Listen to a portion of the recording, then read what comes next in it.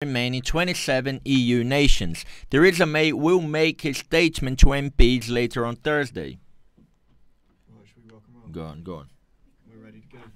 We've got 20 seconds till we're out. Okay, just one question. When I start, I put the music.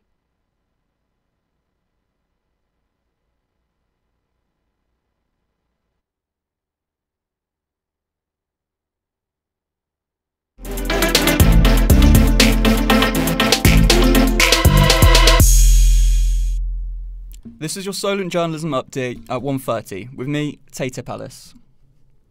Southampton City Council members have turned down plans for a pay rise, with Council leader Christopher Hammond saying that it's not the right time to enforce these changes. The increase was proposed by the independent remuneration panel due to extra workloads.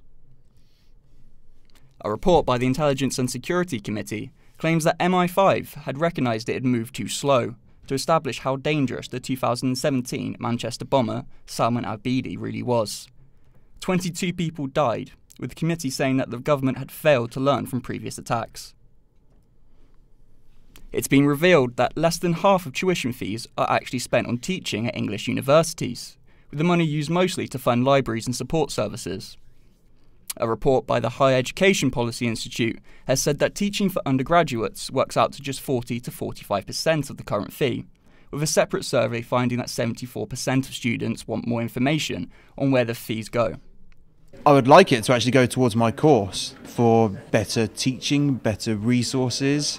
I'd like my fees to be used to either, improve the course whilst I'm on it, or improve the course for future students, improve the uni, because I think it could do with some improvement. I hope they go specifically into my learning rather than the teacher's pay slip, so into the facilities and equipment for the course. The library services and the facilities that we use every day. I see a lot of libraries getting closed down, and it would be a nightmare if ours did.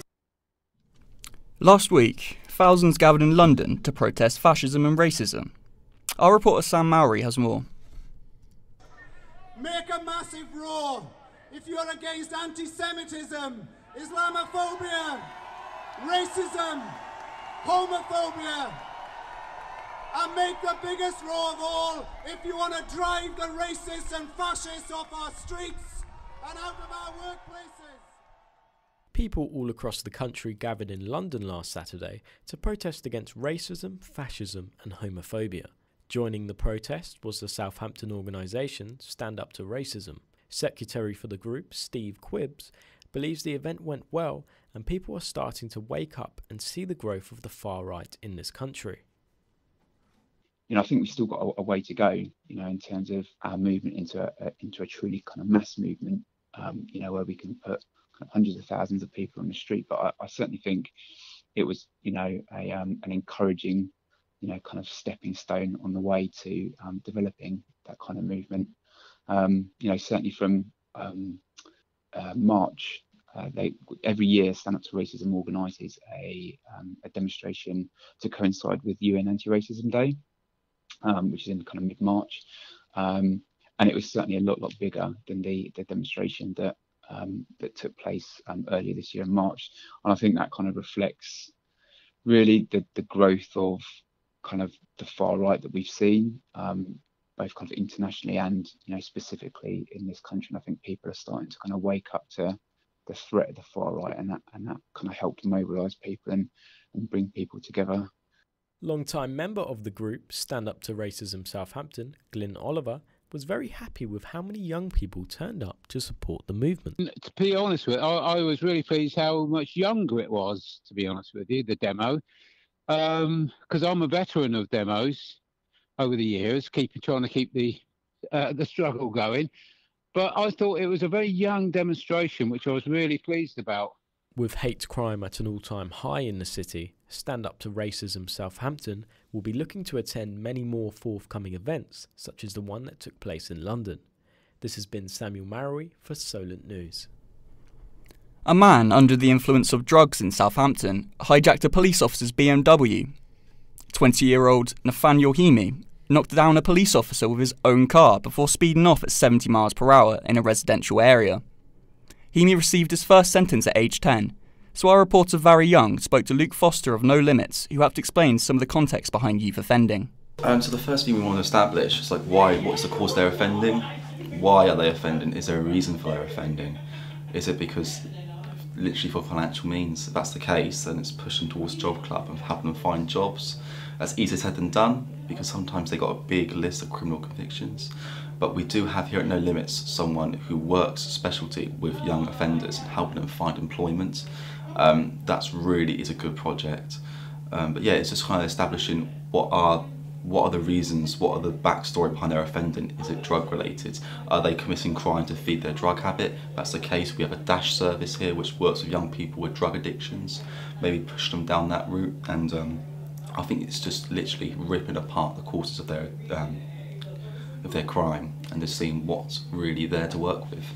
So have you had many people come in and then afterwards been able to come back and say this? Yeah, we have. Yeah, we've had quite a few young people who have had some offending issues, and they could be quite serious offending issues. They can be, but they've gone away. We've worked with them for quite a while. We worked on their issues, and they've gone away and they found employment. And it's absolutely fantastic. And every now and then they pop their heads in to say thanks for everything we've done, and yeah, that's massively rewarding for us. Yeah.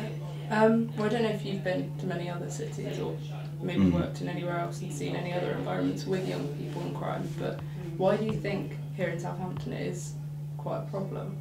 I just think the cost of living's gone through the roof. I think a lot of people are now offending for financial gain, and it can be in stuff like food.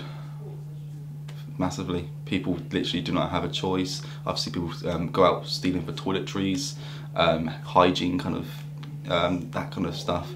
We do here at No Limits try and donate as much as we can, but of course we can't support every young person, but we try and support as many as we can. And I just think, the cost of living's gone through the roof, and that probably is a reason why too many people committing crime now. And finally, the Leaning Tower of Pisa is leaning less. Previously, engineers have tried to straighten the monument over the past 20 years at an eye-watering cost of £200 million. But now it appears to be straighting itself out. That's all from us now. You can find all our stories and more at solentjournalism.co.uk. We'll be back at 3:30 with a final update of the day.